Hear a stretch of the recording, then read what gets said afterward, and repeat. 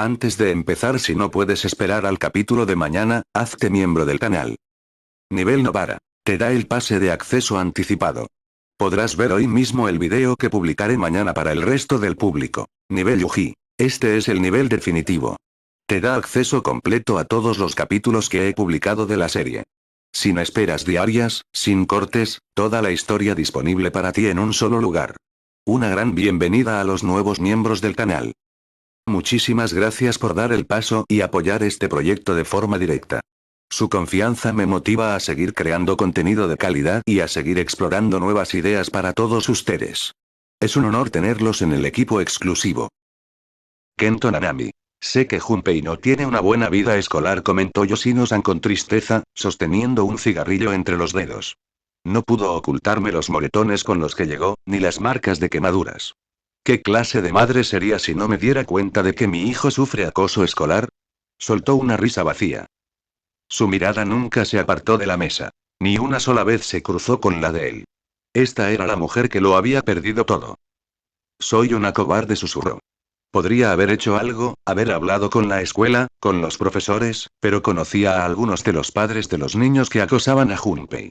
Uno de ellos incluso era el dueño de la agencia donde trabajo. Tenía miedo de que si hablaba, perdería la única forma que tenía de mantenerlo. Nanami guardó silencio, pero lo entendió perfectamente. Tras años trabajando en el mundo empresarial, sabía lo mezquinos y despiadados que podían ser los que ostentaban el poder. Había visto vidas arruinadas por mucho menos que una simple queja en recursos humanos. La policía dice que se escapó. Que era normal en los chicos que sentían que no podían hacer nada para cambiar su situación en la escuela o en casa. Comprendo sus problemas y puedo asegurarles que creemos que Junpei-kun no se escapó, afirmó con calma, aunque odiaba lo que iba a decir a continuación, pero es muy posible que haya sido secuestrado. Yoshino-san parecía esperanzada de conocer a alguien que le creyera, pero esa esperanza se desvaneció cuando él le habló de la otra posibilidad. ¿Qué? ¿Pero cómo? Tartamudeó. La policía dijo que no hubo entrada forzada ni forcejeo. ¿Cómo pudo alguien simplemente desaparecer? Lamentablemente, su hijo no es el único caso de este tipo, respondió Nanami, redirigiendo la conversación para evitar que se desviara del tema. En todo Tokio, ha habido otras 9 desapariciones en circunstancias casi idénticas, todas en la misma noche que la de Junpei. Jadeó, temiendo lo peor para su hijo. Después de todo, si Junpei formaba parte de una trama de secuestro de mayor envergadura, la mayoría asumiría que se trataba de trata de personas. Si no fuera un hechicero y no hubiera visto los restos de energía maldita en la habitación del adolescente, habría supuesto lo mismo. Su hijo es el 10º caso que he investigado en el que un niño ha desaparecido sin dejar rastro, sin ninguna señal de entrada forzada ni de forcejeo, le explicó Nanami, con la voz firme y sin vacilar. ¿Hay algo que pueda hacer? Ya hiciste más que suficiente al enseñarme su habitación. ¿Eh? Gracias por el té, Yoshino-san. Se puso de pie, seguido de cerca por su asistente. Tras calzarse y ponerse de pie, sintió un tirón en la manga. Giró la cabeza para dirigirse a la madre soltera. Por favor, encuentra a mi hijo, le rogó, solo necesito. No terminó la frase, pero él sabía lo que quería decir. Algunos sostenían que sobrevivir a un hijo era la mayor agonía, pero Nanami no estaba de acuerdo. Lo peor era que tu hijo desapareciera o fuera secuestrado y no supieras que había sido de él. Cuando pierdes un hijo, sufres, sientes un dolor agonizante debido a la pérdida pero sanarás con el tiempo. Uno aprende a seguir adelante, y aunque el dolor nunca desaparece, se vuelve cada vez más tenue. Pero si desaparecieran y nunca fueran encontrados, esa oportunidad de seguir adelante jamás llegaría. Siempre dudarías de si estaban vivos o no, sin saberlo con certeza, y entonces tu mente comenzaría a imaginar escenarios horribles. ¿Estaban bien? ¿Comían? ¿Pasaban hambre? ¿Los torturaban? ¿Los mutilaban? ¿Los violaban? Lo haré, eso sí podía prometerlo. Vivo o muerto, de cualquier manera, encontraría al niño y a los demás. Al subir al coche aparcado fuera, echó un último vistazo a la casa. Menos mal que decidió no dejar piedra sin remover, pues el rastro en la residencia Yoshino era más fuerte que en cualquier otra que hubiera visitado. ¿Sería porque él había sido el último en ser secuestrado? ¿Sería un espíritu maldito que se había fortalecido con los secuestros anteriores? ¿O tal vez un hechicero que tuvo que usar su técnica para vencer al chico? Las posibilidades eran infinitas, pero le dio una sensación concreta de la energía maldita del perpetrador. Nanami-san. Miró a su asistente, que le extendía el teléfono.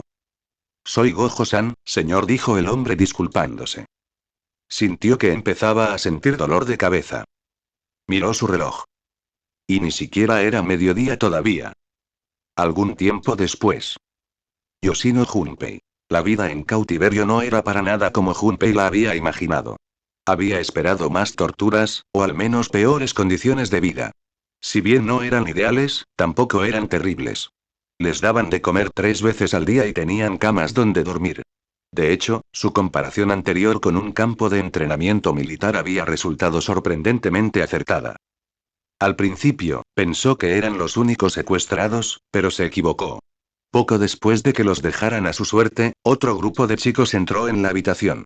5 esta vez, y solo uno parecía tener su misma edad. Un rato después, llegó otro grupo, este de 4, con lo que el total ascendía de 17. Todos los días, los obligaban a realizar actividades físicas.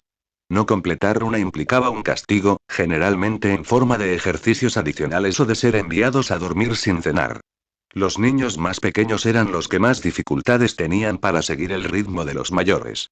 Para colmo, quienes lograban terminar todos los ejercicios recibían mejores comidas que los demás. Sin darse cuenta, Junpei se acostumbró a estar allí.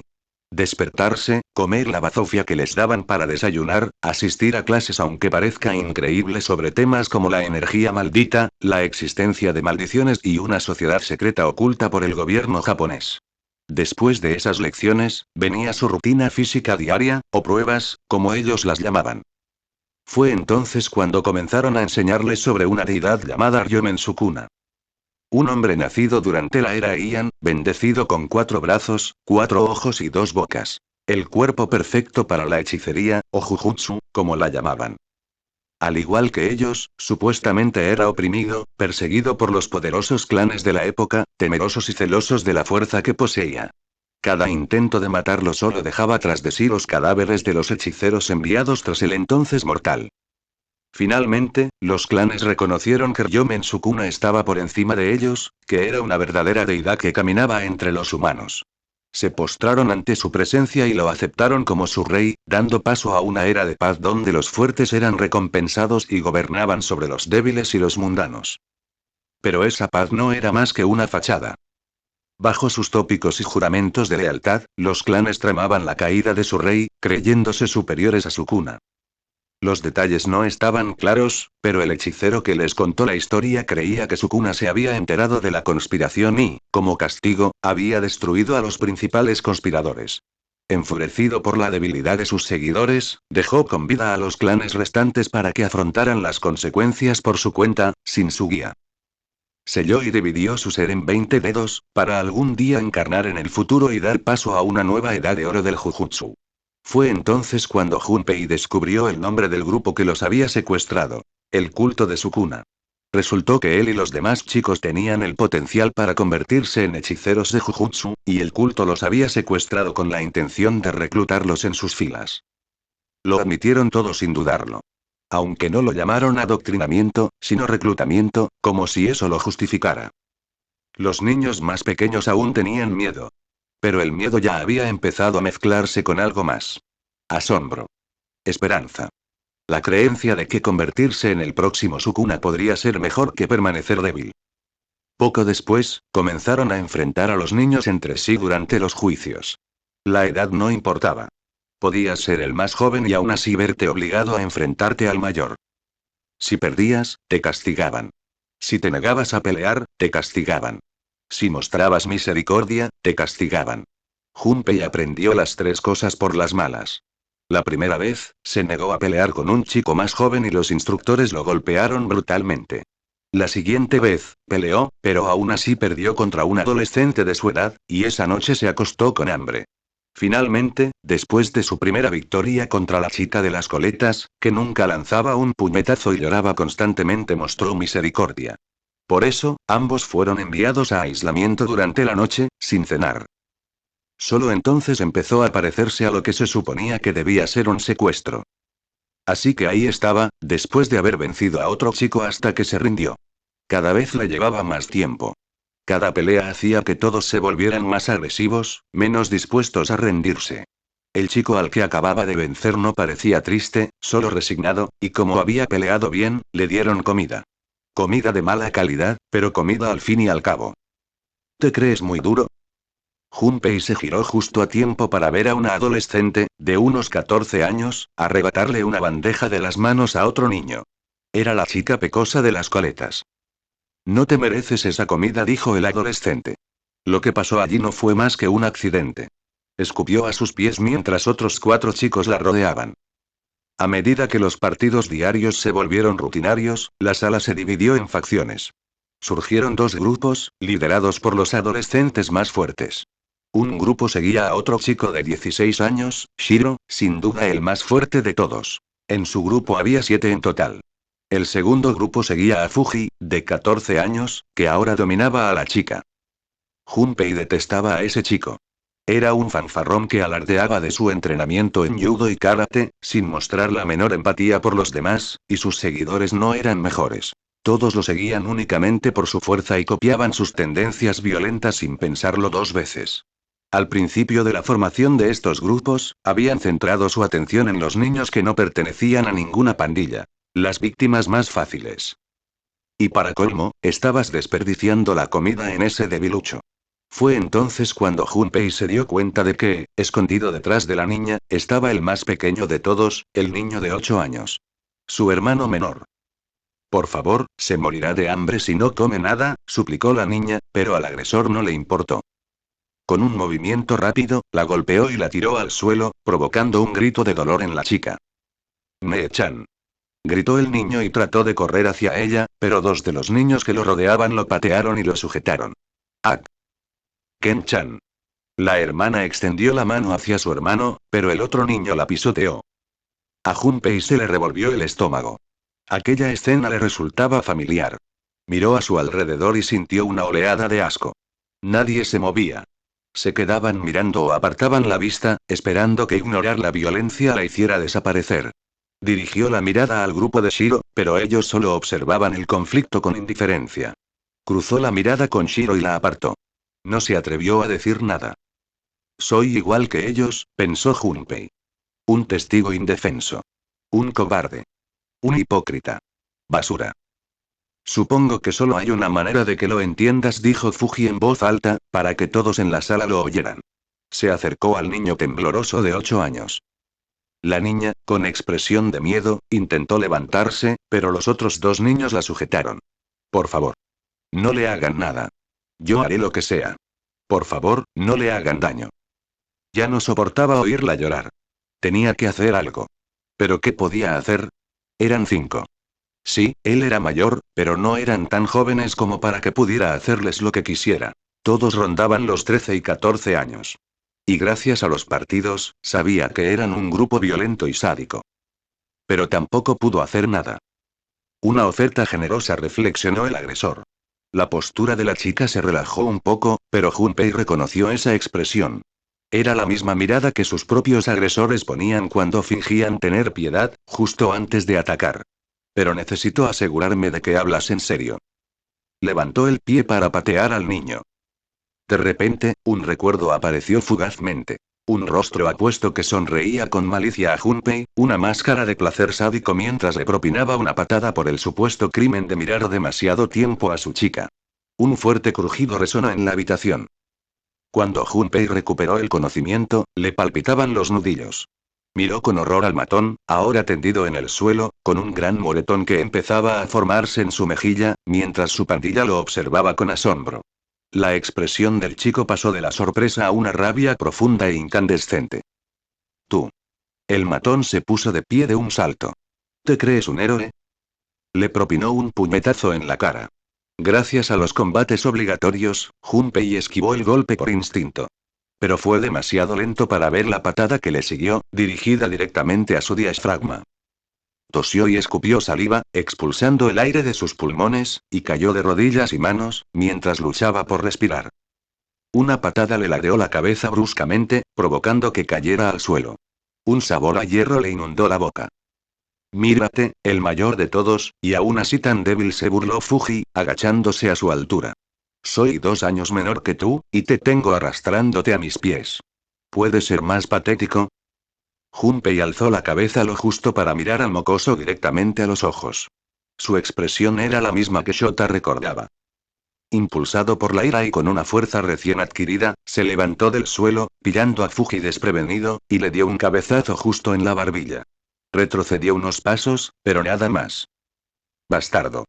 Una segunda patada impactó en su rostro, y sintió cómo se le rompía la mandíbula y un diente salía volando de su boca, derramando sangre a su paso. Un instante después, todos los demás miembros de su facción comenzaron a golpearlo, dándole patadas en la cabeza, el costado, el estómago y la espalda. Nadie vino a ayudarlo. Típico, pensó con amargura, intentando cubrirse la cabeza lo mejor que pudo. Déjenlo en paz. Sin previo aviso, un fuerte estruendo lo ensordeció, y los golpes y patadas cesaron. Levantó la cabeza con cautela y, por un instante, creyó ver un topo gigante frente a él. Parpadeó y desapareció. ¿Lo había imaginado? Los gemidos llegaron a sus oídos, y vio a la mayoría de sus agresores desplomados lejos de él, gimiendo de dolor, agarrándose el estómago con fuerza, como si algo los hubiera golpeado y arrojado lejos. Algo que parecía probable, a juzgar por los pilares de piedra que parecían brotar del suelo a su alrededor. Fuji había sido el único que había logrado evadir lo que fuera que los había alejado, mientras miraba con furia a la chica que Junpei había protegido. Tú. Comenzó. Vaya, qué interesante. Dijo una nueva voz, rebosante de diversión. Pensé que ustedes, pequeños humanos, necesitarían mi ayuda para desbloquear sus técnicas, pero uno de ustedes ya lo logró. ¡Qué divertido! Un joven adulto se encontraba en el centro de la habitación. Tenía el cabello gris azulado y vestía harapos oscuros, con los pies descalzos apoyados en el suelo. Tenía parches que le cubrían las manos, los pies y, sobre todo, la cara. Nadie dijo nada ante sus palabras. Nadie se atrevió a moverse. Si había algo que la secta les inculcaba por encima de todo era que la fuerza lo era todo. Y todos sabían que los adultos eran mucho más fuertes que ellos. Oh, ¿qué es esto? ¿Estabas molestando a tu compañero recluta? Preguntó el hombre, tocándose los labios con un dedo mientras miraba a Junpei con abierta curiosidad. Señor, yo puedo, comenzó Fuji, pero se quedó en silencio cuando un brazo se extendió y le puso un dedo en la boca. SHHH, no te estaba hablando a ti, dijo el hombre con voz cantarina. Junpei sintió una mano tocarle la espalda y, un segundo después, ya no sentía ningún dolor. Movió la lengua y notó que incluso le había vuelto a crecer el diente. Como nuevo. Exclamó, y alzó la vista para ver la alegría del hombre con la cara vendada. Se giró para mirar a la hermana del menor. ¿Cómo te llamas, chica? La niña pecosa dio un respingo ante la repentina pregunta, pero respondió de todos modos. Umeime, señor. ¡Qué nombre tan bonito! Exclamó el hombre, acercándose a ella y arrodillándose suavemente a su lado. ¿Tú también necesitas curación? ¿Tu hermano también? Le preguntó amablemente, examinándolos a ambos de pies a cabeza. Ella pareció sonrojarse ante sus palabras y su amabilidad. No, señor. Estamos bien, señor. Balbuceó. Son buenas noticias, le sonrió, aparentemente aliviado de saber que no estaba herida, pero por favor, nada de esas tonterías de señor. Ya tengo suficiente con todos los demás en esta estúpida secta. Por favor, llámame Maito. Fin del capítulo. Es un capítulo corto. Me pareció de mal gusto terminar este capítulo con mi expresión habitual. No soy como el anime de JJK que termina un evento traumático con una apertura / final optimista, te estoy mirando a ti, el colapso de Yuji en Shibuya y la muerte de Yaga. Seré el primero en admitir que nunca sufrí acoso escolar. ¿Se burlaron de mí? Sí, claro, pero fue entre amigos y de buen rollo. Nunca me acosaron ni me golpearon físicamente, así que no sé si mi descripción de la escena refleja lo que ocurre en la vida real, aunque no sea una situación precisamente normal. Solo me baso en lo que he visto en los medios, principalmente en películas, series y anime. El primer tema, el de Nanami, es uno del que sé más, aunque solo sea porque ocurre con más frecuencia en mi lugar de origen y he visto cómo las familias sufren por este tipo de situaciones. Vale, voy a inspirarme en el anime y usar el siguiente extra para animar el ambiente. Espero que lo disfrutes. El Caballero de las Llamas Oscuras. Omake. ¿Lograste ponerte en contacto con Itadori Yuji? Preguntó Usami, sin apartar la vista de los monitores. La asistente negó con la cabeza. No, señor. No hemos podido localizarlo. Está completamente desaparecido. Usami chasqueó la lengua con frustración. Itadori era el hechicero de grado especial más accesible que tenían en marcación rápida. Si no lo encontraban, la situación sería crítica. Maldita sea. Parece que tendremos que recurrir a la chica Okotsu después de todo y... Señor. Las pesadas puertas de la sala de reuniones se abrieron de golpe, sobresaltando al consejo. Su asistente personal entró apresuradamente, sin aliento. Antes de que Usami pudiera reprenderlo por la intrusión, el hombre espetó la noticia. Ha vuelto. Acaba de aterrizar. Usami tardó un instante en darse cuenta de quién era él. Cuando finalmente lo comprendió, sintió que un peso enorme se disipaba de sus hombros. Su as bajo la manga había regresado. Kabara Dabura. Dabura, la voz no oficial de los refugiados simurianos, se encontraba entre los escombros de una ciudad que alguna vez fue grandiosa. No era un líder por elección. Simplemente era quien resolvía los conflictos cuando Maru, Cross o Jabaloma llegaban a un punto muerto. Siendo el único descunte entre un mar de rumelianos, era un forastero, aceptado únicamente por su vínculo con su difunto amigo, Toura. Había prometido proteger a esta gente, y esa promesa lo había traído hasta allí.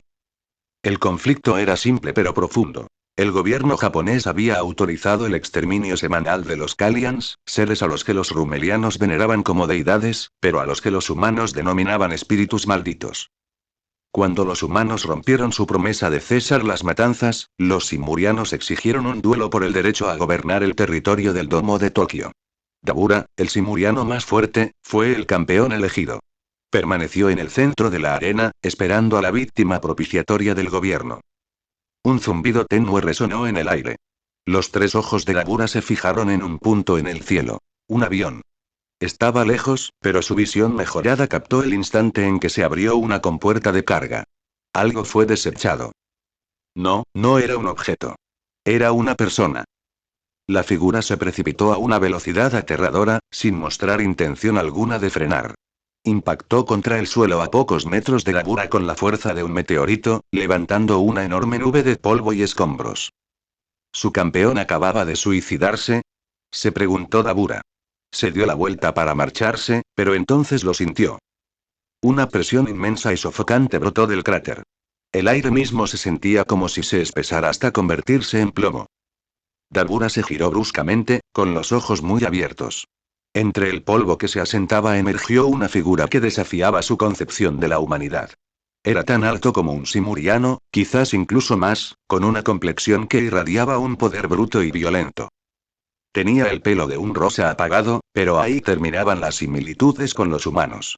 Poseía 4 brazos musculosos y una segunda boca dentada que le sonreía desde el torso. 4 ojos carmesí le devolvían la mirada. 2 colocados con normalidad, los otros 2, más grandes y deformados, en el lado derecho de su rostro.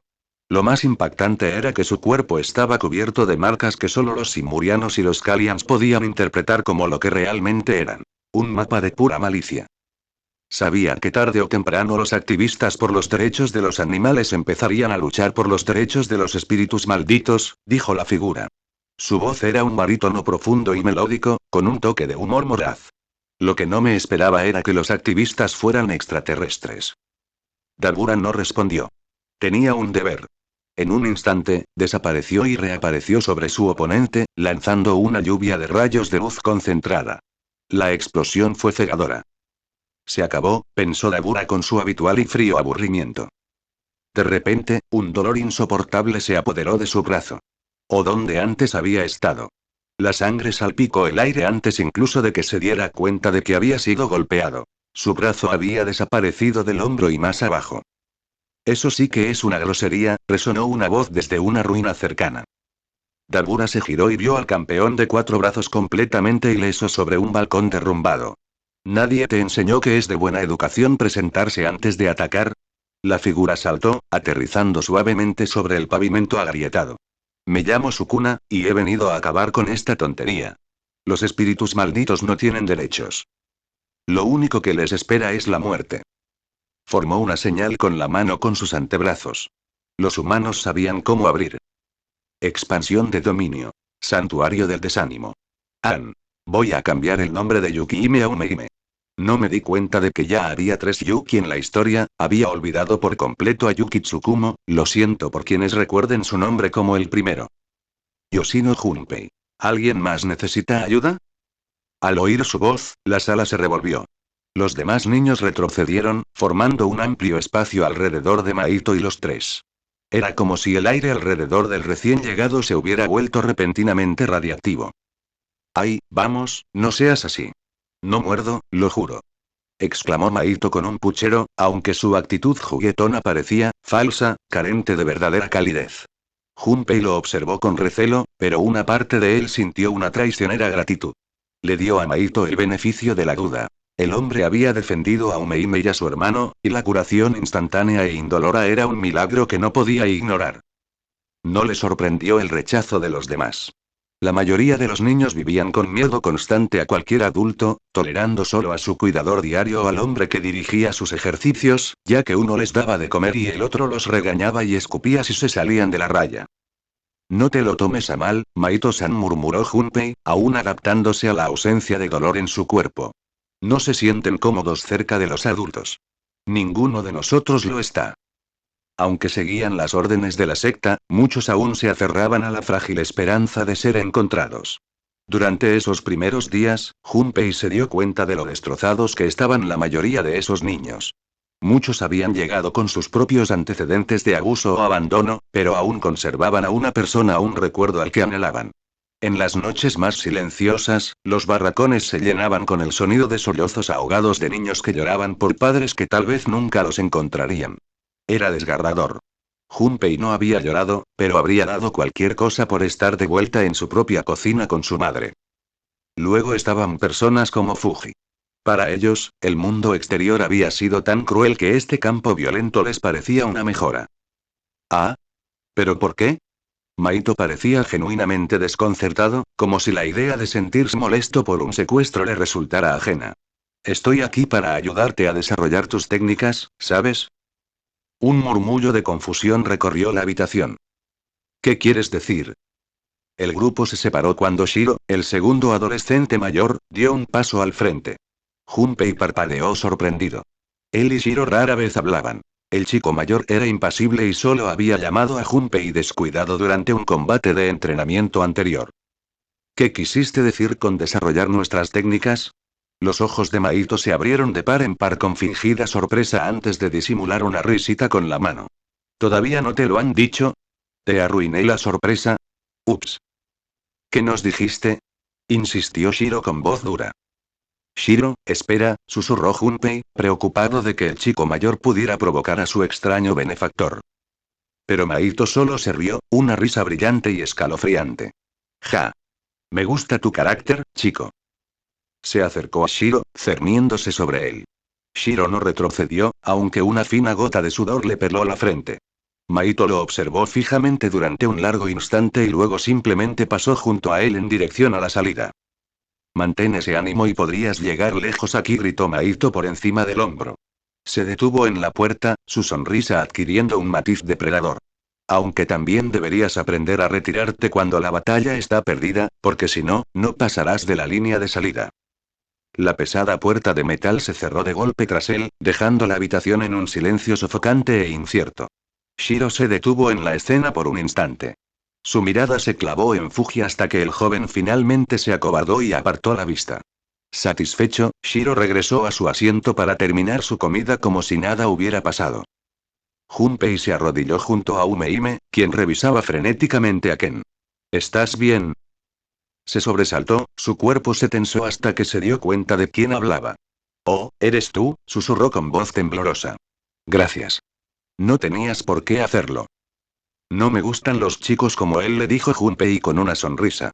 Miró a Fuji, quien desde la distancia se burló sin hacer ningún intento por acercarse. Me trae malos recuerdos. Lo siento, murmuró. No te preocupes, respondió con una risa nerviosa. Se percató de la comida derramada esparcida por el suelo. ¿Por qué no te sientas conmigo? Puedo compartir mi comida. Oh, no podríamos, empezó a decir, pero su estómago la delató con un fuerte grudido. El de Ken la imitó, agarrándose el vientre con hambre. Umeime se puso roja como un tomate. Ustedes dos lo necesitan más que yo, bromeó Junpei, intentando aliviar la tensión. Además, ya comí. Era mentira, pero verlos comer era más importante que su propio estómago. Él la ayudó a llevar a Ken hasta su mesa. Milagrosamente, su bandeja estaba intacta. La violencia había servido como una buena distracción, impidiendo que los otros niños saquearan su bandeja. Menos mal. Una vez limpia la bandeja, Umeime le dio un codazo a su hermano. ¿Qué decimos, Ken-chan? Gracias, señor, murmuró el niño. Por salvar a Nee-chan y por la comida. No hay problema, Ken. Y por favor, llámame Junpei. Los ojos de Ken se abrieron de asombro. Una brillante sonrisa iluminó su rostro. De acuerdo, Junio-ni. El título pilló a Junpei desprevenido. Una repentina e inusual calidez le invadió el pecho. Así que esto es lo que se siente cuando alguien te admira, pensó, mientras la sensación seguía extendiéndose. Antes de que pudieran asimilar la sensación, llegó su cuidador para llevarlos de vuelta al cuartel. Mientras avanzaban arrastrando los pies por los túneles oscuros, una voz siseó desde las sombras. PSST. Por aquí. Junpei se giró y vio a Maito asomándose por un agujero oscuro en la pared. Intentaba pasar desapercibido, pero fracasó estrepitosamente. Todos los niños de la fila se detuvieron a mirarlo fijamente, y el cuidador lo notó de inmediato. Tú. Ladró el hombre, interponiéndose entre Junpei y la pared. ¿Qué haces aquí? No tienes permitido acercarte a los reclutas. Junpei captó la palabra. Reclutas. No mocosos, no plagas. Su estatus había cambiado, y temía lo que eso significaba. Ay, ¿por qué no? Se quejó Maito con voz aguda. De todas formas, los voy a conocer pronto, ¿no? ¿Qué tiene de malo saltarme algunos capítulos? Dio un paso al frente, hacia la luz. El hechicero se estremeció y retrocedió bruscamente al ver acercarse Maito. Además, solo quiero charlar con ese. El dedo de Maito apuntaba directamente a Junpei. Un escalofrío recorrió a Junpei. ¿Por qué a mí? Los demás niños lo miraban fijamente, con una mezcla de lástima y sospecha. Fuji incluso parecía celoso, y con razón. Su niñero, a quien consideraban un simple pesimista, permanecía inmóvil, con el rostro contraído por una ira silenciosa e impotente. ¿Por qué te preocupas tanto? Aquí todos somos amigos. Maito extendió la mano para darle una palmada en el hombro al hombre. El hechicero retrocedió rápidamente, esquivando por poco el contacto. No me toques, maldito. Gruñó. Su voz se quebró, delatando su terror. Ya no parecía una figura de autoridad. Parecía una presa. Le lanzó una última mirada amarga a Junpei. Bien. Solo, no pierdas el tiempo con ese mocoso. Junpei observó atónito cómo el hombre se llevaba al resto del grupo. Alcanzó a ver a Umeime. Ella le dirigió una mirada preocupada por encima del hombro. Junpei intentó mostrarse valiente, pero no lo logró. Su rostro desapareció al doblar la esquina, dejándolo solo en el túnel. Y entonces solo quedaron Maito y él. Junpei no dijo nada y, para ser honesto, se sentía un poco nervioso, preguntándose aún, ¿por qué lo habían elegido a él? Se quedó de pie, nervioso, rascándose el brazo, sin decir nada. El único sonido era el de Maito tarareando una canción que no reconocía. Maito-san WH. ¿Por qué no te resistes un poco más, Junpei-kun? Parpadeó ante la repentina pregunta. Maito dejó de tararear y en su lugar jugaba con sus dedos, aparentemente entretenido con cómo los alargaba y hacía figuras con ellos. ¿Qué? Y no me refiero solo a lo que pasó allí, continuó, sin dejarlo hablar, te he estado observando, ya sabes, a todos, pero sobre todo a ti. Me llamaste la atención. Se giró para mirarlo con un brillo en los ojos, sonriéndole con dulzura. Casi todos han perdido el temor a pelear, con la única excepción de la chica, su hermano pequeño y tú. Pero esos dos se niegan rotundamente a defenderse, solo se cubren la cara y casi nunca lanzan un solo puñetazo, aunque la pelea de hoy fue interesante. Se refería a aquella en la que Fuji perdió el equilibrio al enfrentarse a Umeime y quedó inconsciente al caer al suelo. Pero eso no viene al caso, dijo, restándole importancia. Tú no eres tan reservado como ellos. Sí que peleas, pero casi sin ganas, como si no te interesara de verdad. Y es que, en efecto, no le interesaba. No le parecía correcto golpear a los más jóvenes, aunque demostraran ser capaces de defenderse, pero aún así, permaneció en silencio. ¿Qué? ¿Las lecciones sobre ser castigado hasta que hicieras lo que te decían no eran tan buenas como decían? Preguntó retóricamente, con una sonrisa burlona en el rostro. ¿O es que no quieres ser el próximo Sukuna, como algunos de los niños han deseado? Sukuna. El nombre sonaba pesado. Para el culto, era un dios. Para Junpei, sonaba como un monstruo que usaba su poder para someter al mundo. Era solo otro matón, solo que a mayor escala. No, no quiero ser como él, dijo Junpei finalmente. Su voz era baja pero firme. Jamás podría convertirme en alguien que usa su poder solo para su propio beneficio, afirmó, mirando fijamente a Maito.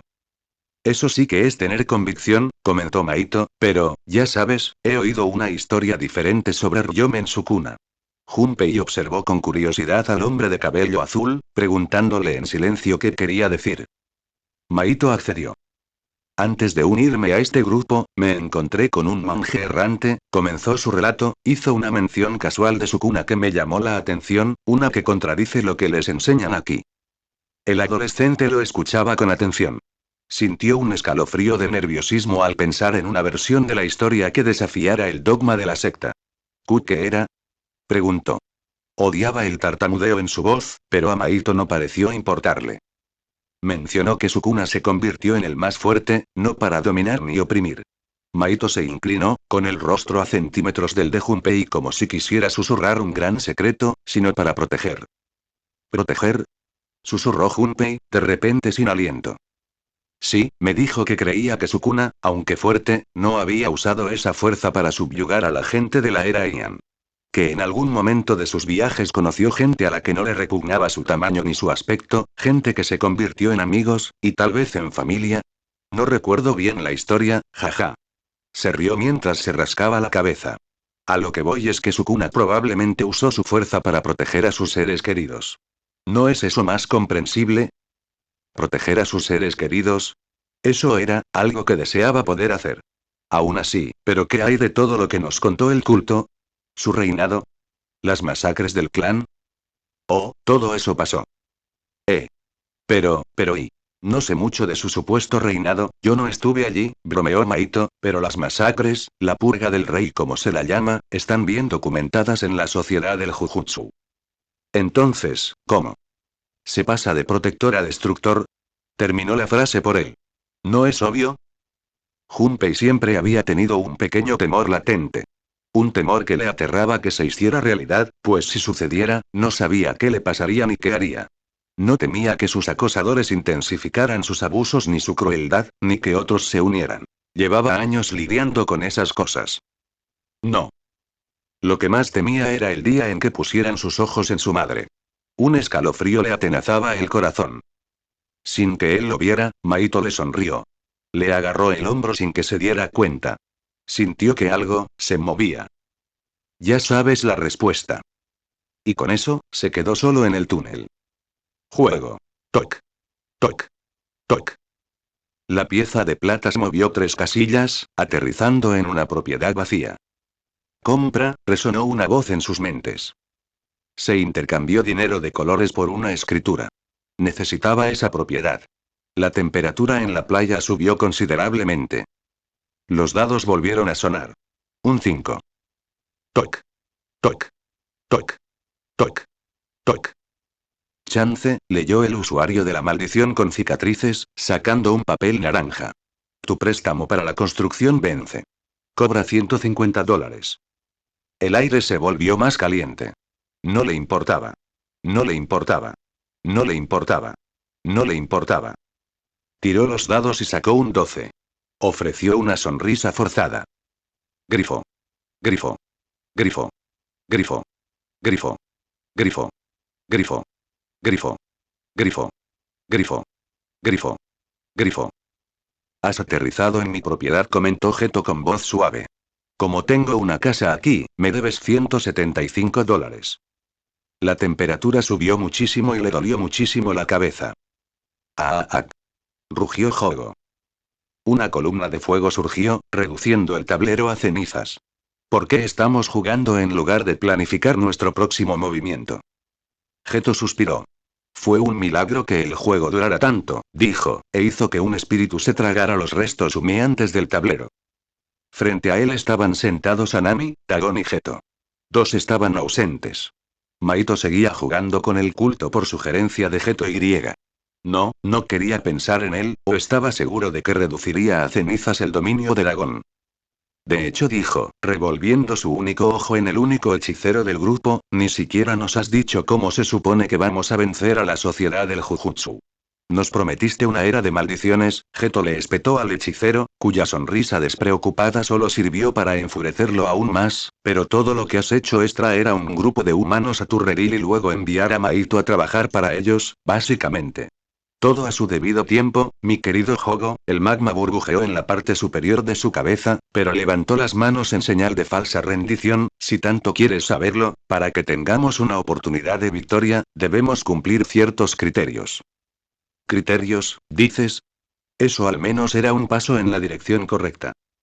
Sí, si queremos tener alguna posibilidad de victoria, debemos lograr dos cosas, dijo levantando un dedo. Una. Sellar a Gojo Satoru. ¿Sellarlo?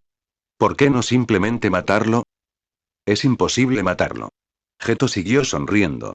Si por algún milagro logras acorralarlo, se te escapará de las manos y lo más probable es que los exorcice a todos. Por eso usaremos el objeto maldito de grado especial. Reino Prisión. Su único ojo se abrió de par en par. ¿Reino Prisión?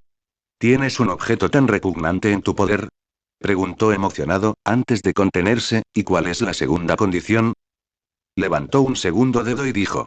Dos son una de las siguientes opciones. Convencer o sellar a Ryomen Sukuna y Yuji Itadori. Dijo, ¿foca Ryomen Sukuna? El monstruo al que solo le faltaban 6 dedos de potencial maldito. Espera, pensé que estábamos tratando de ganárnoslo. Quiero decir, por supuesto que desconfío de él después de sus acciones en el centro de detención, pero ¿no armará un escándalo la secta? No es que lo estemos matando. La secta siempre puede liberarlo más tarde. Se encogió de hombros, con su sonrisa habitual. ¿Y cómo podríamos sellarlo? Preguntó después de calmarse. Déjamelo a mí. Su sonrisa engreída le daban ganas de derretirse la piel de la cara. Hogo gruñó. No le gustaba, pero si Geto hablaba en serio sobre su fuerza estimada en comparación con Sukuna, entonces no tendría ninguna posibilidad contra el infame rey de las maldiciones. Aún así, una parte orgullosa de él, que creía firmemente en la superioridad de los espíritus malditos, quería luchar contra esos dos titanes. ¿En qué estás pensando? ¿Cómo matar a Gojo Satoru? Geto exhaló como si estuviera decepcionado. ¿Sigues obsesionado con eso? Olvídalo, te aplastarán como a una hormiga si vas tras él solo. Solo. ¿Pero qué pasaría si no fuera solo? Mostró sus dientes color carbón en una sonrisa antes de quedarse paralizado. ¿Pero a quién podría llevar consigo? ¿Dagon? No, todavía estaba creciendo y aún no había alcanzado su etapa final. ¿Maito? Estaba jugando a ser un sectario con humanos tontos. ¿Anami? Tal vez, negó con la cabeza. No, mejor tenerla de reserva en caso de que las cosas no salieran bien. Eso dejaba solo una opción. Aku. Su expresión se volvió agria, como si hubiera mordido un limón podrido. Gojo Satoru. A Satoru Gojo le gustaba considerarse el tipo más relajado que existe. Se enorgullecía de ser el tipo de profesor que se mantenía siempre alegre, incluso en los peores momentos. En su mente, era el mentor genial y accesible, el tipo de persona a la que los estudiantes acudirían naturalmente en busca de consejos amorosos, ayuda con las tareas o simplemente un hombre en el que apoyarse. La realidad, sin embargo, era un poco más solitaria. A lo largo de su trayectoria, el único alumno que realmente lo buscó en busca de orientación fue Yuta. Era comprensible, por supuesto. Yuta era un completo desconocido, introducido en el mundo del Jujutsu por el propio Satoru. Los demás, en su mayoría, habían nacido en el seno de la vida del Jujutsu y ya poseían conocimientos cuando llegaron a él. Incluso Megumi, a quien Satoru prácticamente había criado, había cambiado su etapa de niño mimado por una melancolía adolescente permanente que hacía que pedir ayuda pareciera un pecado capital. Satoru añoraba los días en que Megumi y Tsumiki le tiraban de la manga pidiéndole ayuda con sus tareas, antes de que el peso del mundo se posara sobre sus hombros. Enseñar tenía algo profundamente gratificante, aunque Satoru fuera el único que parecía darse cuenta de que era el mejor en ello. Por eso le había entusiasmado tanto reclutar a Yuji Itadori. Aparte del pequeño detalle de que Yuji fuera el recipiente de un demonio genocida, el chico era encantador. Satoru no pudo evitar reírse de su propio historial. Primero, reclutó al chico que custodiaba a la reina de las maldiciones, y luego al que custodiaba al rey. Llevaba 2 de 2 en la realeza maldita. Se preguntó si habría algún príncipe de las maldiciones por ahí, esperando una invitación a su clase. Aún así, estaba deseoso de enseñarle todo sobre Jujutsu a Yuji-kun. Deseoso de tener otro alumno que lo mirara en busca de orientación y respuestas.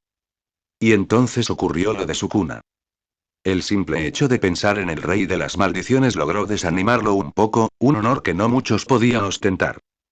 Su primer encuentro ya le había demostrado que Sukuna no era en absoluto como lo había imaginado, y aunque inicialmente lo descartó como una actuación, sus acciones posteriores fueron más difíciles de explicar. Ayudar a sus alumnos a escapar de una misión de grado especial, y luego completarla él solo. Bueno, fue después de obligarlos a luchar solos contra el grado especial, pero ni siquiera hizo un juramento vinculante, y Gojo había apostado toda la fortuna del clan Gojo a que obligaría a Yuji o a cualquiera de sus alumnos a hacerlo. En cambio, básicamente les regaló algo. ¿Y luego ofrecerse a entrenar a sus alumnos? Eso solo hirió su orgullo como maestro. Básicamente le estaba diciendo que era un pésimo sensei. Él. Gojo Satoru. Él era el mejor maestro que existía. Finalmente, estaba lo que había dicho, más concretamente, la mención de una supuesta academia de Jujutsu que existió en la era Heian. La Academia Nippon Jujutsu. Ya era la segunda vez que el rey hacía comentarios casuales sobre la existencia de tal institución. Y aunque prefería catalogar como tonterías todo lo que salía de la boca de su alumno, no podía negar que sentía cierta tentación de indagar en cualquier historia que los altos mandos pudieran estar ocultando. Por eso se le veía salir de la biblioteca del Instituto de Jujutsu de Tokio. Oculta tras numerosas medidas de protección, cortesía del maestro Tengen, albergaba la mayor colección de textos antiguos de todo Japón. Sin embargo, salía con los hombros caídos. Su investigación había sido un fracaso. No había nada. Ni una sola mención de una tercera escuela secreta. Incluso había revisado todos los textos que estaban ocultos tras aún más barreras, aquellos que escondían los actos despreciables que el Consejo de Clanes había cometido siglos atrás. La mayoría eran informes de tortura a usuarios de maldiciones capturados, múltiples ejecuciones de hechiceros sospechosos de deserción y órdenes de matar a niños con reservas de energía maldita superiores a lo normal. La ira de Gojo crecía sin cesar a medida que seguía leyendo las acciones de los anteriores altos mandos. Experimentos autorizados que solo eran superados por los de Norito y Kamo. Incluso se mencionaba brevemente cómo algunos miembros del consejo habían desviado fondos para los experimentos de ese canalla. Sabía que los miembros actuales del consejo eran corruptos, pero parecía que los del pasado eran directamente despreciables, lo que solo contribuía a que desconfiara aún más de los actuales. Sospechaba que la única razón por la que no cometían atrocidades similares ahora era la amenaza constante que representaba su existencia. Sabían que si tan solo vislumbraba tal crueldad, los pulverizaría antes de que pudieran pronunciar una sola mentira. Maldita sea.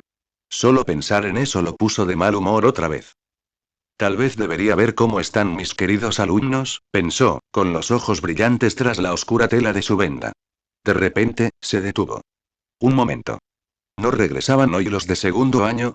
¿Me perdí la primera reunión entre Nobara, Yuji y sus senpais? Aguzó sus sentidos y detectó al instante 5 señales distintas y una pequeña chispa de energía. Estaban reunidas en el campo de fútbol de la escuela, un lugar peculiar para una escuela de hechicería, pero útil al fin y al cabo. Con un pensamiento, distorsionó el espacio y desapareció, reapareciendo instantáneamente al borde de la pista de atletismo. La escena que se presentó ante él no era, desde luego, lo que esperaba ver. Yuji y Maki estaban de espaldas en el centro del campo, rodeados por el resto del grupo. Todos los estudiantes estaban empapados en sudor y respiraban con dificultad, con la obvia excepción de Panda. Antes de que Satoru pudiera siquiera anunciar su llegada, el círculo se cerró hacia adentro. Megumi fue la primera en actuar, invocando a la imponente totalidad de sus perros divinos. La bestia se abalanzó con un gruñido gutural, con Megumi siguiéndola de cerca. Panda irrumpió desde el flanco con sus nudilleras relucientes, mientras Inumaki aprovechaba la enorme coraza del cadáver maldito para ocultar su propio avance. Desde el perímetro, Nobara sostenía un puñado de clavos, con la mirada fija en cada resquicio. Maki se lanzó con una fluida voltereta hacia atrás, impactando su talón justo debajo de la barbilla de Panda. Mientras ascendía, Yuji la atrapó en el aire, lanzándola hacia abajo con la fuerza suficiente para inmovilizar al perro divino contra el suelo. Se apartó de la bestia y desapareció como un borrón en dirección a Megumi. Su dominio del combate cuerpo a cuerpo hizo que su defensa pareciera endeble. Le abrió la guardia con un golpe certero y le asestó un puñetazo en el plexo solar. Antes de que pudiera recuperarse, le barrió las piernas. Maki alzó un brazo para asestar el golpe final, pero una lengua surgió de las sombras. El Shikigami sapo de Megumi lo atrapó, sacándolo de su alcance letal justo a tiempo. Maki no se detuvo. Sintió un destello metálico y giró el cuerpo mientras una uña maldita silbaba junto a su oído. Cruzó la mirada con Nobara, quien tragó saliva nerviosamente ante la intensa mirada de Maki. Al otro lado de la contienda, Panda era implacable. Llovía golpes contundentes sobre Yuji, sin ninguna restricción. Yuji esquivaba los puñetazos con facilidad, contraatacando con una fuerza que habría destrozado las costillas de un humano. Sin embargo, Panda era sorprendentemente ágil. Desviaba sus golpes hacia un lado, pero en uno de ellos su sincronización pareció fallar. La fuerza redirigida envió el puño de Yuji directamente hacia el pobre Inumaki, que acechaba cerca. El chico salió disparado, quedando inconsciente antes de tocar el césped. Lo siento, Inumaki-ki. Panda se disculpó. De repente, una serpiente gigante emergió de la tierra, enroscándose alrededor de Yuji y sujetándola y los brazos a los costados. Se debatía contra las escamas, incapaz de liberarse. Aprovechando la oportunidad, Panda se lanzó al ataque final. Su embestida se vio interrumpida cuando una mancha marrón, Nobara, según reconoció Satoru, se abalanzó sobre la serpiente. ¿No deberías ser más amable con tu Koari, Panda? Preguntó Maki con una sonrisa burlancia. El impacto obligó a la serpiente a aflojar su agarre. Yuji se deslizó libre justo cuando el perro divino de Megumi volvió a abalanzarse.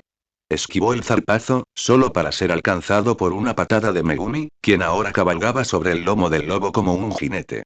Megumi aprovechó la ventaja, desatando una rápida andanada de golpes en sincronía con la bestia. Yuji luchaba por mantenerse en guardia, recibiendo muchos golpes en rápida sucesión bajo el doble ataque hasta que el pie de Megumi se enganchó en un trozo de tierra suelta. Yuji no dudó. Apartó al perro de una patada, se abalanzó sobre Megumi, lo agarró por los hombros, lo giró y, antes de abrazarlo por la cintura, lo estrelló contra el suelo con un suplex perfecto.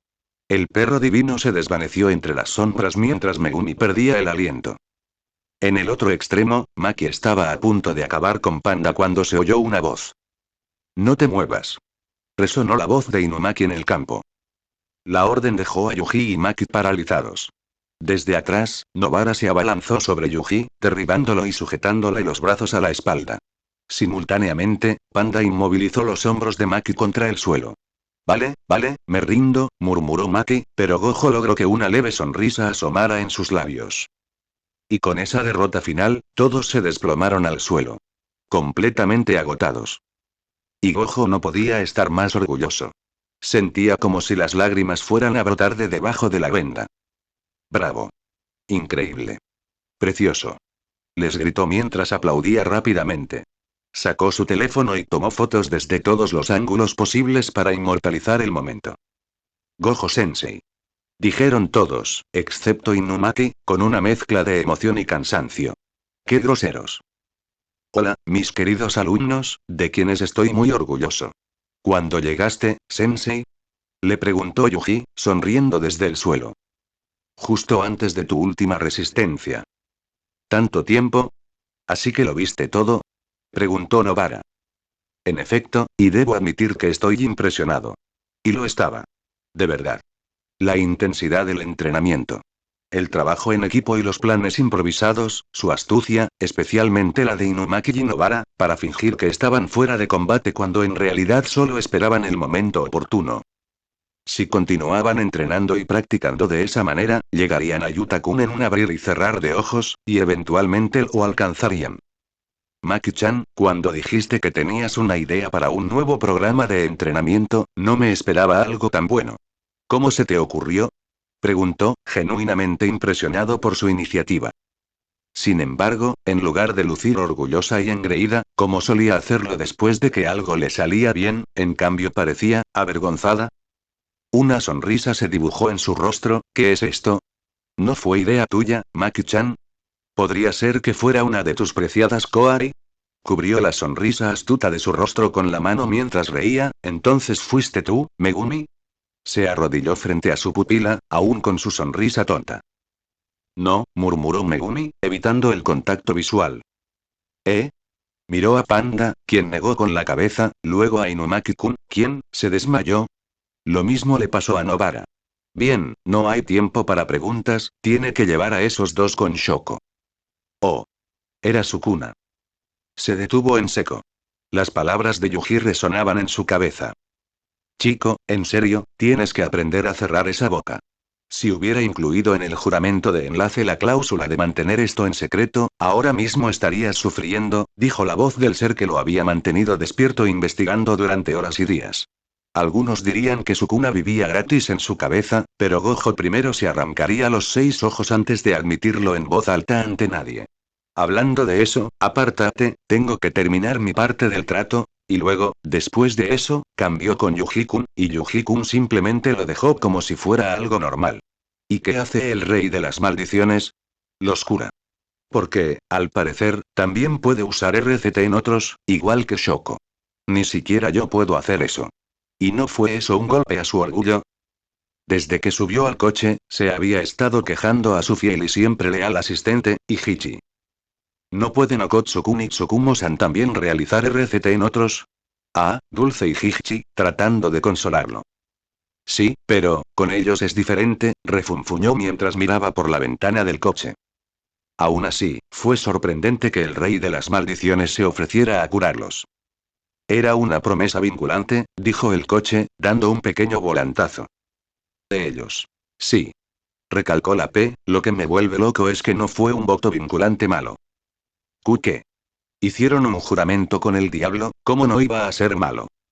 Bueno, la redacción exacta fue. Durante su entrenamiento, deberán seguir mis instrucciones al pie de la letra. Sin embargo, no tengo permitido ordenarles que pongan en peligro mortal a sus compañeros, como matarlos o causarles daños irreparables. A cambio, al final de la sesión, cuando todos estén completamente exhaustos, pero por lo demás bien, yo mismo curaré todas sus heridas. ¿Eso es normal?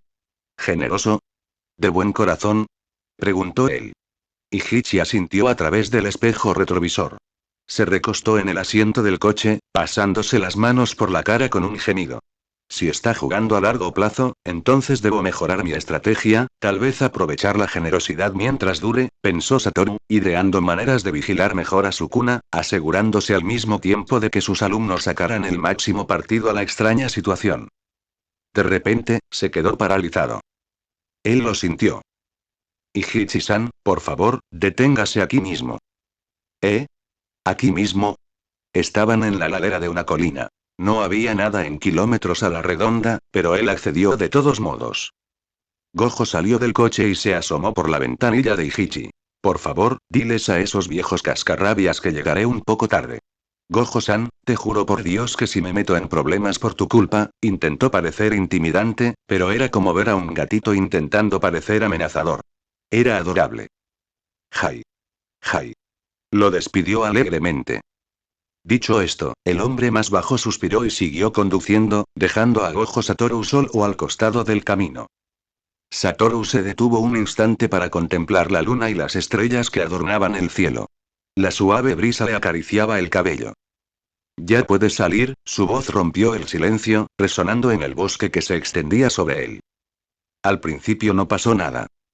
Entonces dos energías diferentes respondieron de la misma manera.